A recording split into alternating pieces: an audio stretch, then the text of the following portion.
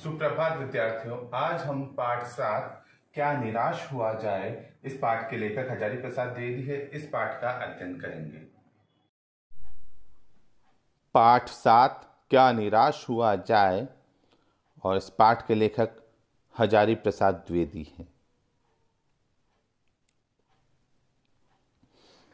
हजारी प्रसाद द्विवेदी का जीवन परिचय। हिंदी भाषा के महान लेखक, शायर तथा गीतकार हजारी प्रसाद द्विवेदी का जन्म 19 अगस्त 1907 को हुआ। उत्तर प्रदेश के बलिया जिले के आरत दुबे का छपरा औजवालिया नामक गांव में इनका जन्म हुआ। इनकी प्रमुख रचनाएं सुर साहित्य, हिंदी साहित्य की भूमिका, प्राचीन भारत के कलात्मक विनोद, कबीर और नाथ संप्रदाय। हजारी प्रसाद द्विवेदी को साहित्य एवं शिक्षा के क्षेत्र में पद्म भूषण से सम्मानित किया गया और 19 मई 1979 को उन्होंने इस दुनिया को अलविदा कह दिया, मगर इनकी महान रचनाएं आज भी हमारे बीच अमर रहेगी। आइए पाठ शुरू करते हैं। पाठ शुरू करने से पहले हम उसके शब्दार्थ को जान लेते हैं। अतीत, अतीत का अर्थ हुआ बीता हुआ समय। अंतरात्मा, अंतःकरण। अवांछित, अनचाहा। आचरण, व्यवहार। आरोप, आक्षेप या किसी पर दोष मढ़ना। आस्था, निष्ठा भाव या विश्वास। उजागर करना, प्रकट करना। कातर मुद्रा, डरा हुआ या दुखी रूप। गरिमा, गौरव। गंतव्य, जहां हमें जाना हो, डेस्टिनेशन। चित्त, मन, हृदय। तस्करी, चोर बाजारी, चोरी छिपे किसी की बाजारी करना, खरीदारी करना, चोर बाजारी। त्रुटियां, गलतियां। दकियानुसी, पुराने विचारों वाला। निर्मित, बनी हुई। निरीह, असहाय। पर्दाफाश करना, वास्तविकता बताना। प्रतिष्ठा, आदर सम्मान। प्रमाण, सबूत, तथ्य। भयभीत, डरा हुआ। भ्रष्टाचार, भ्रष्ट आचरण या बुरे काम। मनीषी, विद्वान। मूल्य, आदर्श। मंथन, बहुत अधिक सोच विचार के पश्चात किसी बात पर अभिव्यक्ति देना। विधिया, व्यवस्था, कार्यक्रम, प्रणाली या ढंग। विश्वासघात, धोखा। श्रमजीवी, मेहनत करके पेट भरने वाला। इस पाठ में कुछ मुहावरों का भी प्रयोग किया गया है। आइए इन मुहावरों के अर्थ जानते हैं। आस्था हिलना, विश्वास टूटना। कातर मुद्रा में देखना, बेचारगी से, दीनगी से देखना। ढाढ़स देना, सांत्वना देना। हिम्मत बंधाना, हौसला देना। उजागर करना, सबके सामने प्रत्यक्ष कर देना। चकित रह जाना, हैरान हो जाना। हवाइया उड़ना, डर जाना। यह निबंध हम मनुष्य की जो मानसिक धारणा है, जो विचार प्रणाली है, उसके बारे में अभिव्यक्ति देता है कि मनुष्य किससे, कैसे और कहाँ से प्रेरणा प्राप्त करके उसके मन में किस तरह की विचारधाराएं जागृत होती है। आइए पाठ शुरू करते हैं। मेरा मन कभी कभी बैठ जाता है। समाचार पत्रों में ठगी, डकैती, चोरी, तस्करी और भ्रष्टाचार के समाचार भरे रहते हैं। लेखक कहते हैं कभी कभी मेरा मन उदास हो जाता है, और उदास होने के पीछे कारण है कि जब हम समाचार पत्र पढ़ते हैं तो उसमें कभी तो हम समाचार पढ़ते हैं किसी को ठग लिया गया है, कहीं डकैती हो गई है, कहीं चोरी कर ली गई है, कहीं तस्करी, चोरी छिपे व्यापार किया जा रहा है, कहीं भ्रष्टाचार का आचरण हो रहा है। तो इस तरह के समाचार से समाचार पत्र भरे रहते हैं। आरोप प्रत्यारोप का कुछ ऐसा वातावरण बन गया है कि लगता है देश में कोई ईमानदार आदमी ही नहीं रह गया। यानी हर एक व्यक्ति एक दूसरे पर आरोप प्रत्यारोप कर रहा है। आरोप का विलोम है प्रत्यारोप। तो एक दूसरे पर आरोप प्रत्यारोप कर रहे हैं, एक दूसरे पर आरोप झड़ रहे हैं, और इस तरह से देश में ऐसा वातावरण बन गया है तो ऐसा लगता है कि मानो इस देश में कोई ईमानदार आदमी ही नहीं रह गया है। हर व्यक्ति संदेह की दृष्टि से देखा जा रहा है, यानी हर व्यक्ति के ऊपर संदेह किया जा रहा है, हर व्यक्ति पर शक किया जा रहा है। जो व्यक्ति जितने ऊंचे पद पर है उनमें उतने ही अधिक दोष दिखाए जाते हैं। जो व्यक्ति जितने ऊंची पोस्ट पर, ऊंचे पद पर पहुंच जाता है, उसमें उतने ही अधिक दोष, उसकी कमियां, उसकी गलतियां निकाली जाती है, उसे दोषी बनाया जाता है। एक बहुत बड़े आदमी ने एक बार मुझसे कहा था कि इस समय सुखी वही है जो कुछ नहीं करता। लेखक कह रहे हैं, एक बड़े व्यक्ति ने मुझे एक बार ये कहा था कि इस समय सुखी वही है जो कोई कार्य नहीं करता, क्योंकि जो कुछ भी करेगा उसमें लोग दोष खोजने लगेंगे। अगर व्यक्ति कोई भी कार्य करता है तो लोग उसमें दोष, उसकी कमियां, उसकी गलतियां निकालने का प्रयत्न करते हैं। उसके सारे गुण भुला दिए जाएंगे और दोषों को बढ़ा चढ़ाकर दिखाया जाने लगेगा। यानी जो व्यक्ति कार्य करता है तो उसमें कुछ ना कुछ गुण होगा, उसकी कुछ क्वालिटीज होगी, लेकिन उनके सारे गुणों को, सारी अच्छाइयों को तो भुला दिया जाता है। और जो दोष होते हैं उन दोषों को बहुत बढ़ा चढ़ाकर दिखाया जाता है। दोष किस में नहीं होते हैं? यानी दोष तो सब में होते हैं, कुछ ना कुछ दोष तो हर एक व्यक्ति में होते हैं, लेकिन दोष की मात्रा अधिक बताकर गुणों को कमतर किया जा रहा है। यही कारण है कि हर आदमी दोषी अधिक दिख रहा है, गुणी कम या बिल्कुल ही नहीं। और यही कारण है कि हर आदमी में दोष अधिक दिखाए जा रहे हैं, लेकिन गुणवान व्यक्ति बहुत कम या बिल्कुल ही नहीं रहे हैं। स्थिति अगर ऐसी है तो निश्चित ही चिंता का विषय है। स्थिति अगर ऐसी ही रहती है कि लोगों के दोषों को ही उजागर किया जाए, लोगों के सिर्फ दोष, कमियां, गलतियां उन्हें ही दिखाई दी जाए, तो निश्चय ही एक चिंता का विषय बन जाएगा। अर्थात दोषों का प्रभाव गुणों के प्रभाव की अपेक्षा अधिक होता जा रहा है।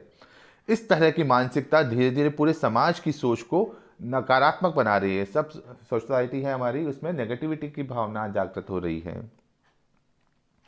क्या यही भारतवर्ष है जिसका सपना तिलक और गांधी ने देखा था? रविन्द्रनाथ ठाकुर और मदन मोहन मालवीय का महान संस्कृति सभ्य भारतवर्ष किस अतीत के गहवर में डूब गया? लेखक कह रहे हैं, क्या यही हमारा वह भारत देश है जिसका सपना लोकमान्य तिलक, महात्मा गांधी, रविन्द्रनाथ टैगोर, मदन मोहन मालवीय ने देखा था? हमारी जो महान संस्कृति है जिसमें सभी प्यार, स्नेह, सद्भावना से, अच्छी विचारधारा से रहते हैं, वे किस अतीत के गहवर में, यानी किस प्राचीन जो विचारधारा थी वह किस अतीत के, अतीत मतलब जो बीत चुका है, उसके गहवर गड्ढे में डूब गया है। क्योंकि वर्तमान समय में क्या हो रहा है, लोगों के दोष अधिक दिखाए जा रहे हैं। आर्य और द्रविड़, हिंदू और मुसलमान, यूरोपीय और भारतीय आदर्शों की मिलन भूमि मानव महासमुद्र क्या सूख ही गया?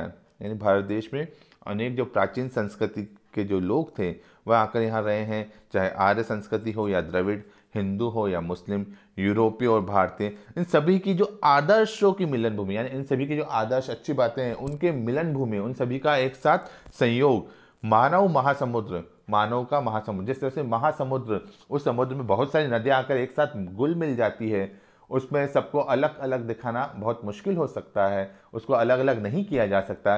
वैसे ही बताया गया कि भारत देश की जो संस्कृति है वह सभी संस्कृतियों को मिला जुला रूप है। क्या वह सूख गया है? मेरा मन कहता है ऐसा नहीं हो सकता। लेखक कह रहे हैं कि मेरा मन कहता है कि ऐसा कतई नहीं हो सकता है, क्योंकि यहाँ तो आर्य हो या द्रविड़, हिंदू या मुसलमान, भारतीय हो या पाकिस्तानी, हर एक जाति, धर्म, संप्रदाय के जो लोग हैं उनको एक समान प्यार, सम्मान के भाव से रखा जाता है।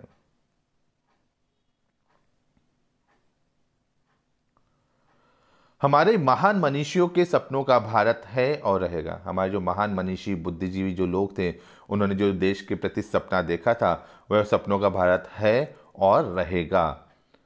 भारत क्या रहेगा? यूनाइटेड, एक साथ रहेगा, संगठन में रहेगा। चाहे महात्मा गांधी हो या तिलक, टैगोर हो या मदन मोहन मालवीय।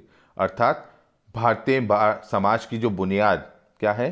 अनेकता में एकता की भावना की सुदृढ़ता के लिए सभी महापुरुषों ने बहुत प्रयत्न किए थे और उन्हें हम व्यर्थ नहीं जाने देंगे।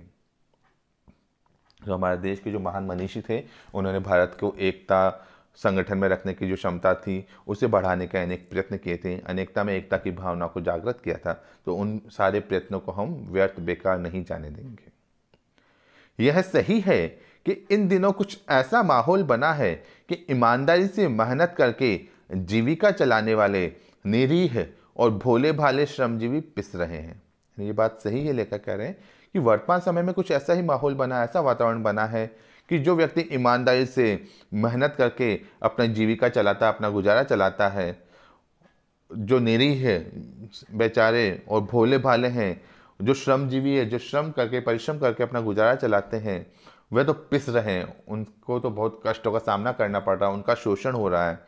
और झूठ तथा फरेब का रोजगार करने वाले फल फूल रहे हैं, लेकिन जो झूठ बोलता है, जो फरेब करता है, जो धोखा देता है, उनका व्यापार, उनका रोजगार फल फूल रहा है, वह बहुत आगे तरक्की किए जा रहे हैं। और जो भोले भाले श्रमजीवी गरीब लोग हैं, वे पिस रहे हैं, उनका शोषण किया जा रहा है। ईमानदारी को मूर्खता का पर्याय समझा जाने लगा है। जो व्यक्ति ईमानदार होता है, लोग उससे सोचते हैं कि ये तो मूर्ख है, तो ईमानदारी को अब मूर्खता का पर्याय समझा जाने लगा है।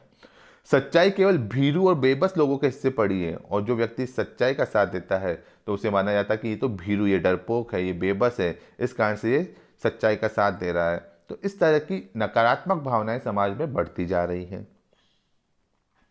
ऐसी स्थिति में जीवन के महान मूल्यों के बारे में लोगों की आस्था ही हिलने लगी है।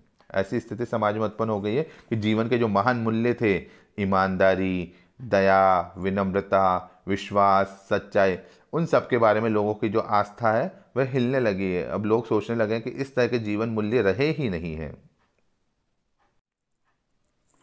भारतवर्ष ने कभी भी भौतिक वस्तुओं के संग्रह को बहुत अधिक महत्व नहीं दिया। भारत देश ने कभी भी जो भौतिक वस्तुएं हैं उसके संग्रह को, उनको इकट्ठा करने को बहुत अधिक महत्व नहीं दिया है।